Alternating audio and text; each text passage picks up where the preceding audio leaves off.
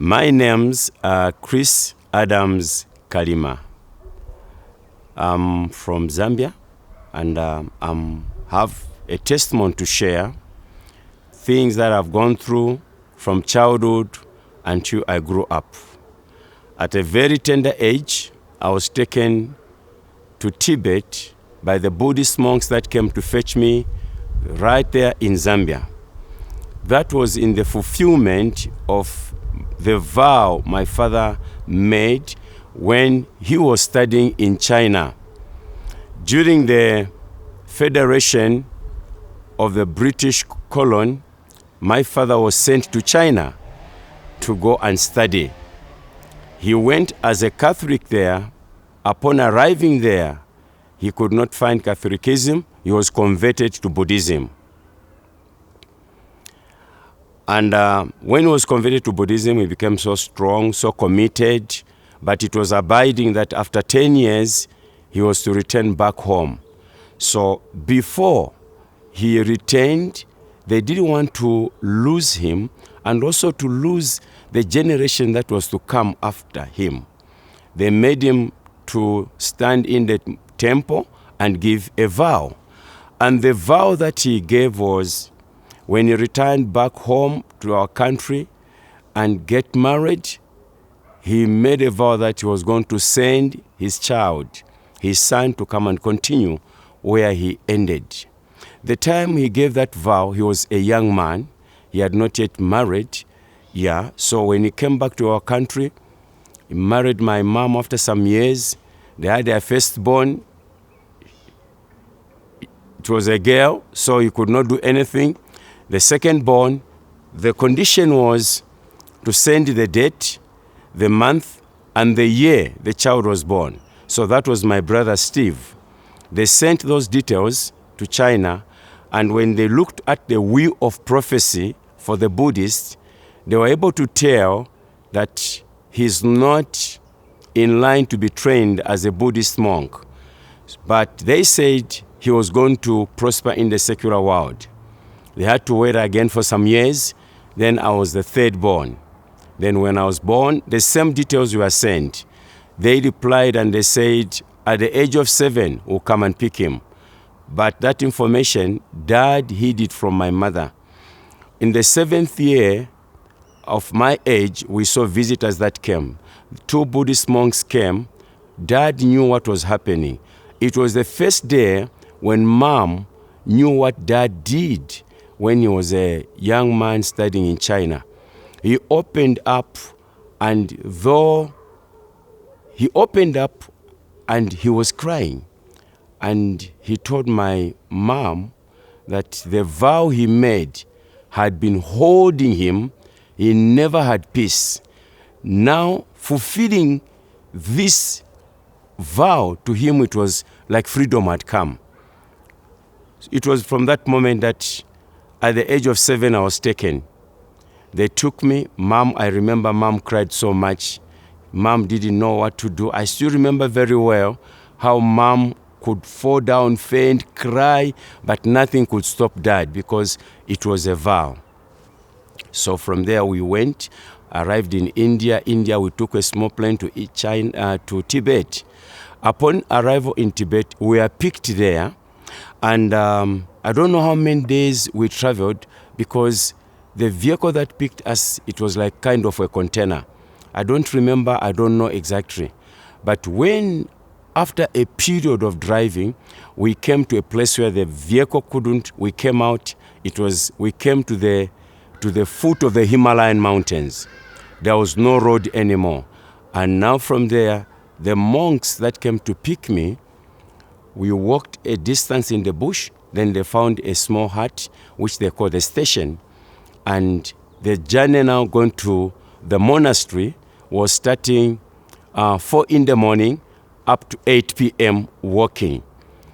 All the way I was crying because I don't know where I was going. I'd never seen such type of people. I was crying. But when we went in the bush, I was only allowed to walk for 5 hours. We used to walk from 4 in the morning up to 8 p.m. It's a path foot, thick in the Himalayan mountains. So after walking for 5 years, they would carry me. So we walked, months went on until I could not cry anymore. I bonded with them. The reason why, because they could carry me. After 90 days, we arrived at the monastery. So the journey took about 3 months. So at the age of 7, I walked the journey through the thick forest for 90 days. The same shoes that I was putting on, that is the same shoes, the same clothes, everything. I had not bathed until 90 days. Arriving there, by that time I stopped crying because I knew that crying was not going to help me. When we arrived, there was a big parade. And when I looked at the parade, I saw even small kids of my size. At least I felt I'm going to have friends, though I didn't know what was going to happen. And I was expecting these two who came to pick me from my dad, their assignment ended there. They handed me over to the president of the monastery, and I never saw them. It was painful again because I was saying, at least these ones, they knew my father and they saw my parents. But those ones, their mission ended there. So I was expecting from there that they would say, a small boy has traveled all this long, let's comfort him. The president of the monastery said he has got no name. So no one is going to talk to him, nothing to be done to him until he's given a new name. I was taken and I was put in an isolation cave. My dad was a wealthy man, very educated, but this time, for the first time, I found myself in a cave. And they put me in a cave that was so scary, full of spiders, a lot of small creatures that were like reptiles.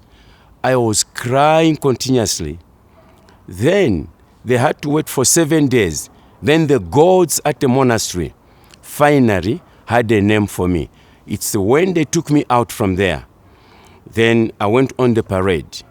They shaved me and they removed the clothes. They threw them into a fire. There was a big fire. When they shaved my hair, they said, "You shall not remember the past anymore." And they removed my clothes. They said, when they removed my clothes, they said, your past life has been burnt into the sacred fire. Then from there, they gave me the new name and they gave me the robe.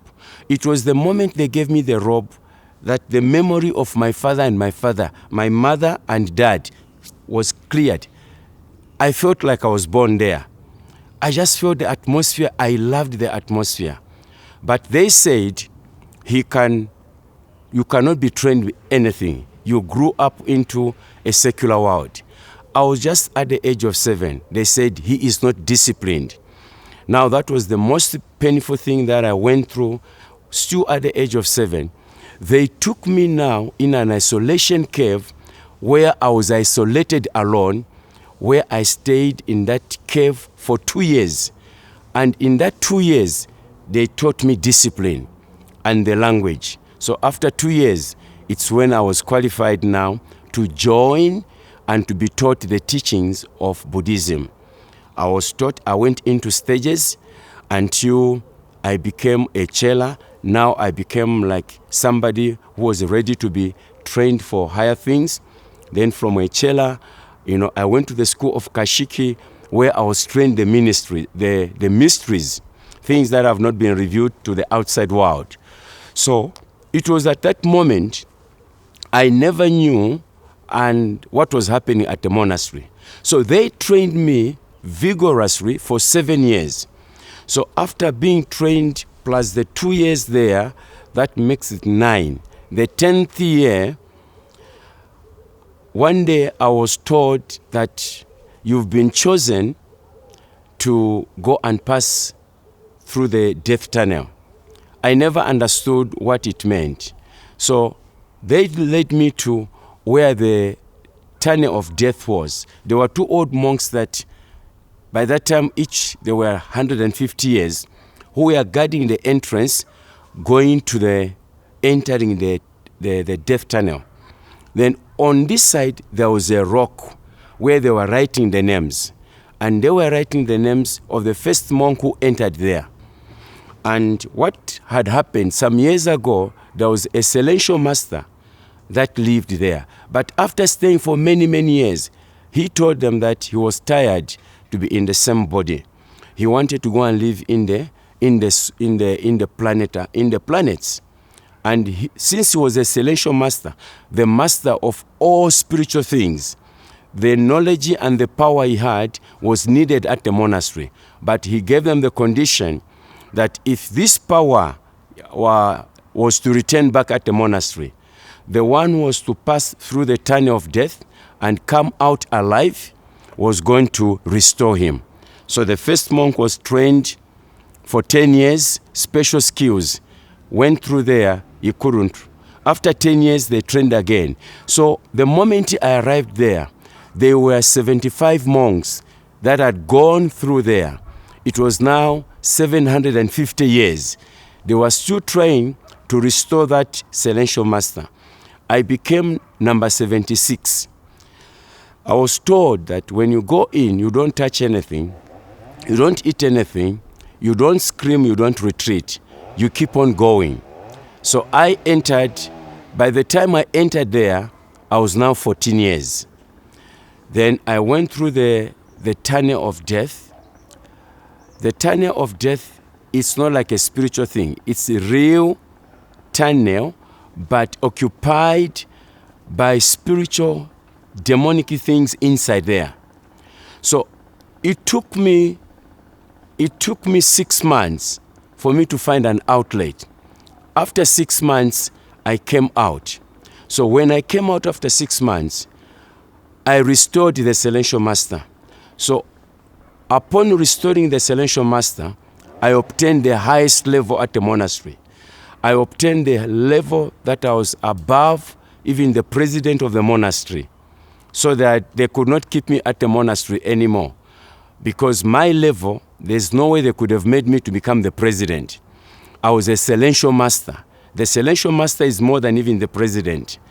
So they decided to make a position, and they sent me back to Africa and became a continental priest. So I came in Africa. I was there in my country, Zambia, as a continental priest. I served for 21 years. After serving for 21 years, I had a spiritual problem which needed Buddha to intervene. Because of being a high priest, I couldn't go to any high priest of any continent, maybe in Asia or Tibet. I said, I'm going to apply what I was trained. So from the spiritual principles, spiritual pillars, I took fasting. It was the time I went into fasting. I went in this mountain. This mountain, Christians were going there for fasting. So I didn't want them to disturb me. I climbed the mountain until I reached on top. That mountain is very high. That mountain is still there in Zambia. It took me 2 hours to climb the mountain to reach on top there. Even when I was trained in mountain climbing, but it took me 2 hours. It was a very high mountain. I sat there as a high priest. I started reciting the highest mantras as a priest. I went on for 7 days. I knew if after 7 days, then 7 days, it was now 21 days.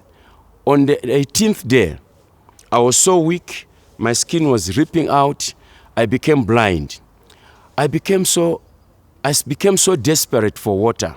The Buddhists, they don't touch anything that has got blood. But I became so desperate, I felt like if I can have a drop of water, it can help me for the remaining 3 days.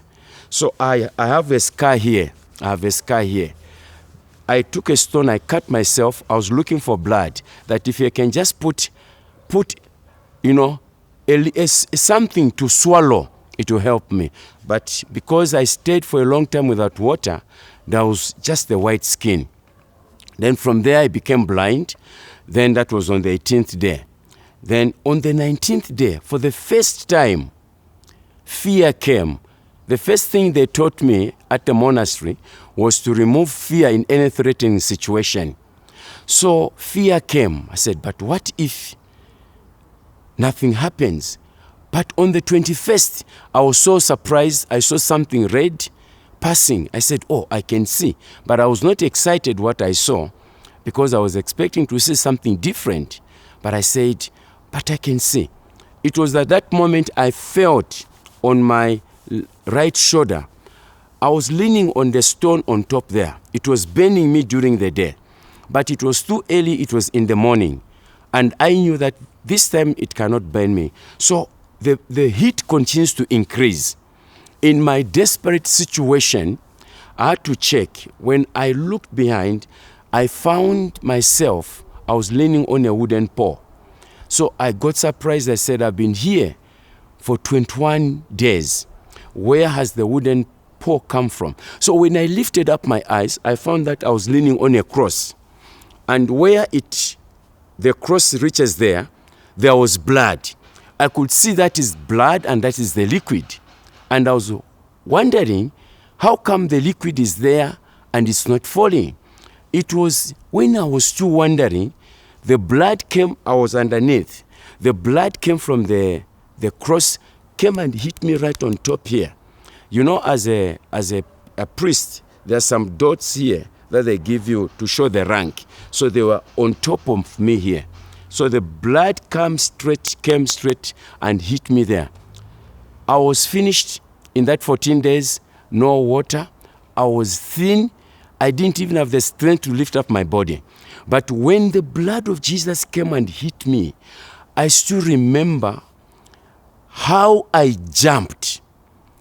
It was instantly, the weakness disappeared. The fatigue, the pains disappeared. I stood up. When I stood up, though I was so thin, I had so much power in me. There was freedom upon my life. I could feel that I was a new creation. And immediately, as the blood was pouring on me, I started speaking in tongues. I still remember what I was saying. I was saying, glory unto Jesus, take my life. The blood was flowing. I still remember, I was even drinking the blood that was flowing upon me. The energy, the power that I received, I can't explain it. It was 4 in the morning. I was praying in tongues. 6, the blood stopped flowing. There were 2 brothers in the mountain, Victor and Robbie. They were already born again Christians who went there on Friday. That was on Sunday morning. When they looked on top of the mountain, they saw the blood coming from heaven, pouring on top of the mountain.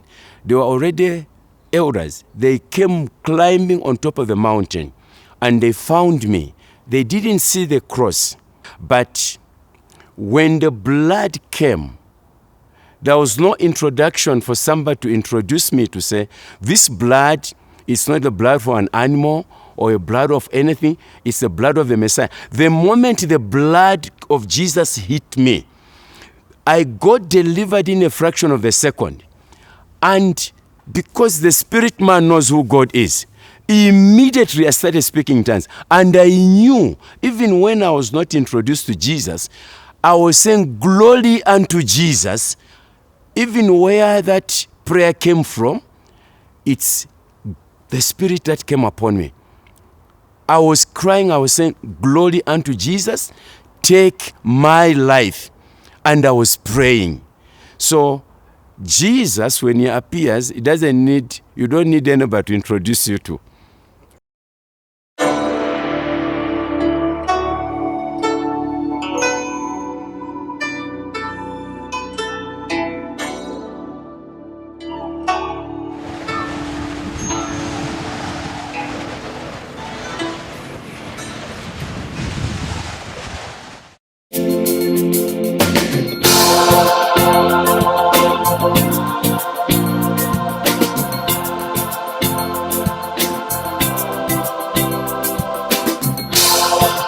Hi, I'm Pastor Kalima, pastor for the Burning Cause International Ministries.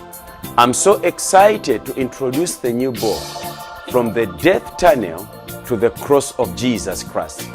This is an amazing book because it covers all things that I went through, when I was in darkness and now that I'm in light. You need to get a copy and you're going to read and you're going to be blessed.